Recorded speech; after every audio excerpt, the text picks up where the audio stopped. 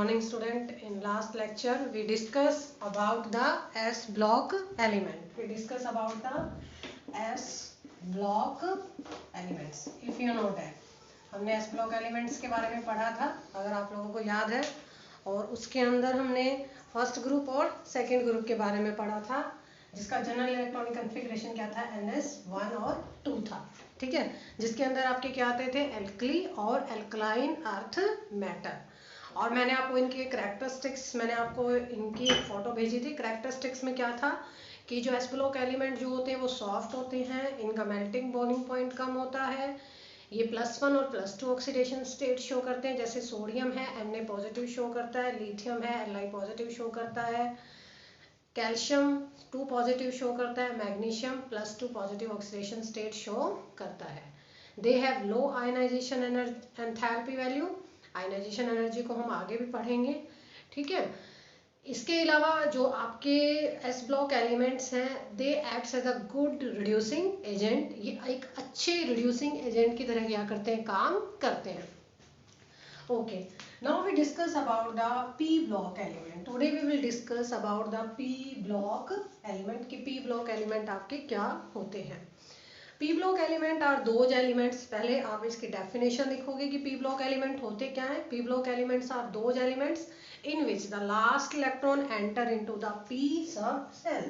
जो any one of the p sub cells के अंदर क्या करते हैं, आपके enter करते हैं. ठीक है, मैंने आपको p ब्लॉक बताया भी था. अगर आप एक बार फिर से पीरियोडिक टेबल की तरफ जाते हो तो मैंने आपको बताया था कि this group is known as the, ये जो आपका साइड है 13 से लेकर 18 तक जो आपके ग्रुप हैं, फ्रॉम 13 टू 18 जो आपके ग्रुप हैं, उनको हम क्या कहते हैं, पी ब्लॉक एलिमेंट कहते हैं.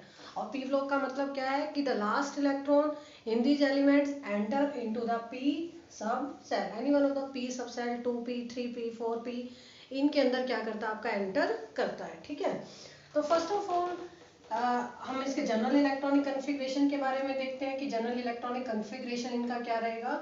तो पी ब्लॉक एलिमेंट जो हैं आपके पी ब्लॉक एलिमेंट्स, इनका जनरल इलेक्ट्रॉनिक आप कहाँ से कहाँ तक थे, आपके 13 टू 18 आपके ग्रुप थे.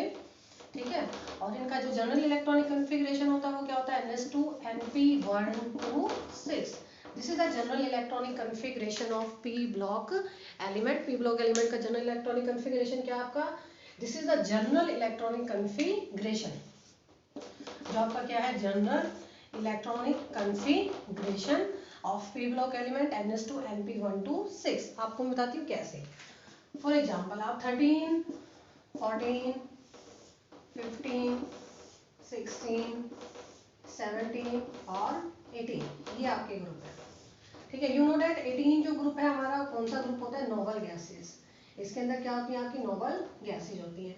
17 जो है इसको हम क्या कहते हैं, हैलोजन फैमिली. क्या कहते हैं इसको हम, हैलोजन फैमिली कहते हैं. ठीक है, 13, 14, 15 और 16. 13 में आपका जैसे हम आपका आता है बोरोन.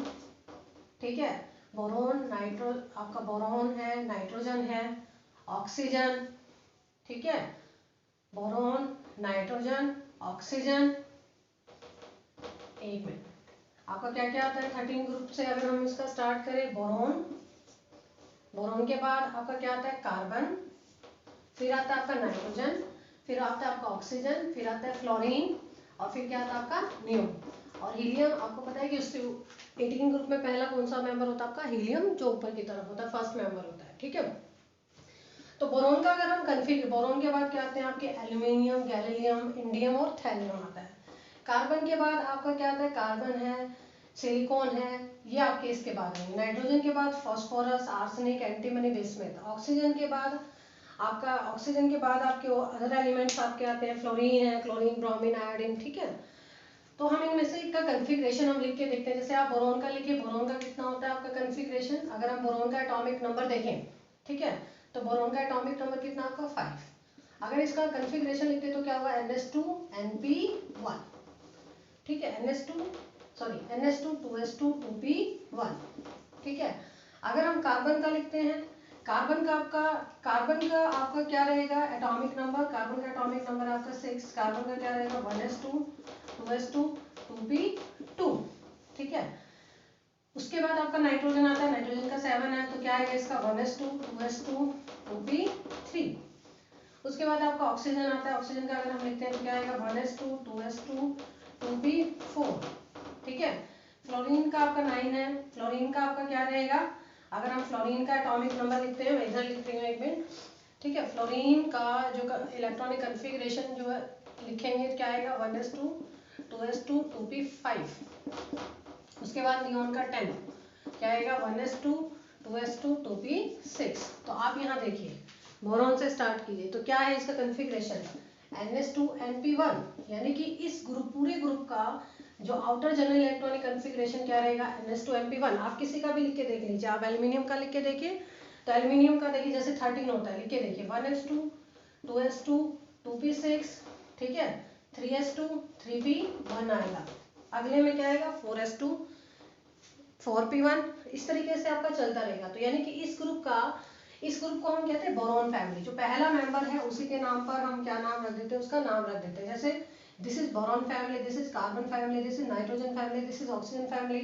जो 17 ग्रुप होता है हमारा हैलोजन ग्रुप होता है, और जो आपका 18 ग्रुप है उसको हम नोबल गैसियस ग्रुप भी कहते हैं, और आपका 0 ग्रुप भी इसको हम कहते हैं। ठीक है, यहाँ पर इनर्ट गैसियस ग्रुप भी इसको कहा जाता है, क्योंकि आपको पता है कि नोबल गैसेस जो होती है वो इनर्ट गैस होती है, किसी से रिएक्ट नहीं करती।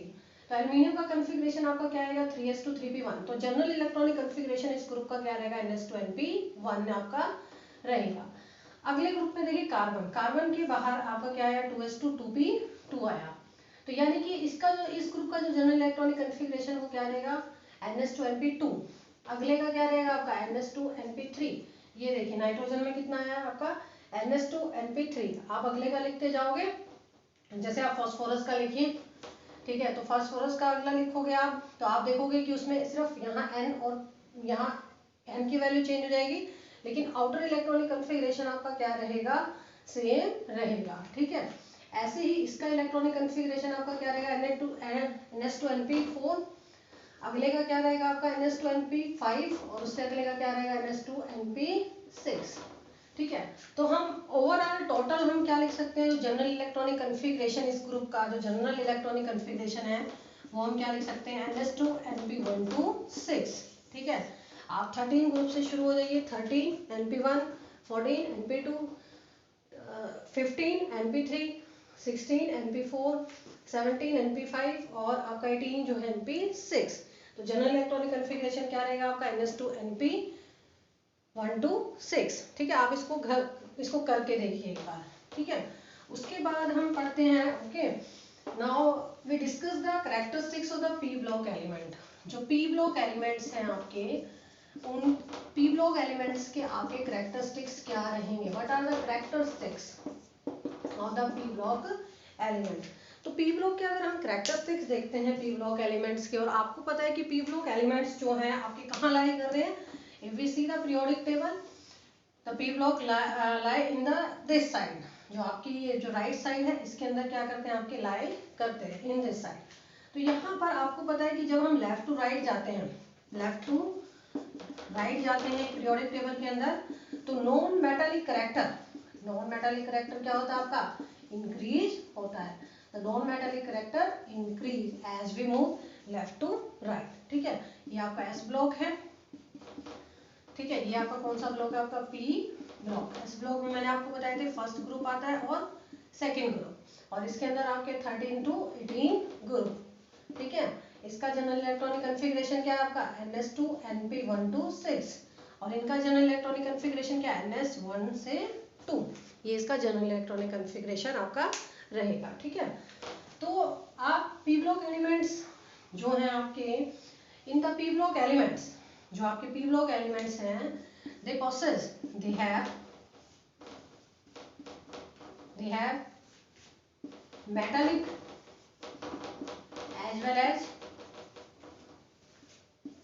as non-metallic character, and the metallic character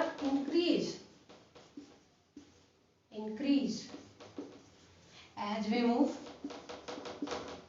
top to bottom. जब हम ऊपर से नीचे आते हैं विद इन अ ग्रुप, तो आपका मेटालिक कैरेक्टर क्या होता है आपका इंक्रीज होता है। As we move top to bottom metallic metallic character क्या होता है आपका, इंक्रीज होता है, ठीक है।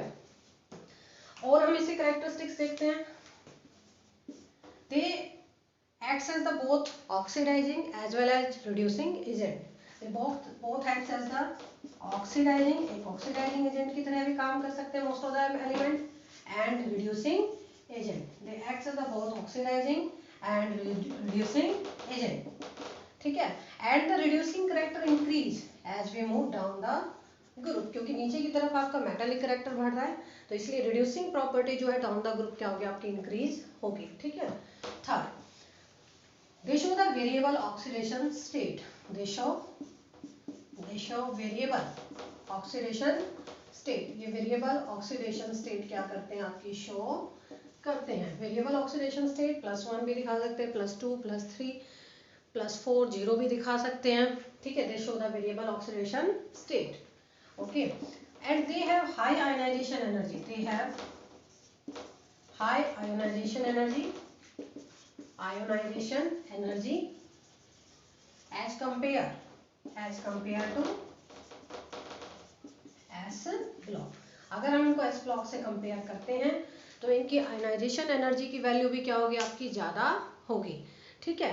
तो these are the characteristics of the P block elements, and remember one thing that both the S block and P block elements, दोनों जो आपके S block elements हैं और आपके P block elements हैं, इन दोनों को मिलाकर हम बोलते हैं representative elements. Both are known as the representative elements. कई बार एग्जाम में पूछ लेते हैं what do mean by the representative elements, तो आपके S block और P block एलिमेंट्स दोनों के एलिमेंट्स को मिलाकर हम क्या नाम बोलते हैं, रिप्रेजेंटेटिव एलिमेंट्स हम कहते हैं, ठीक है। उसके बाद इस लेक्चर के बाद we will discuss about the D block elements later on in my next lecture. Thank you very much.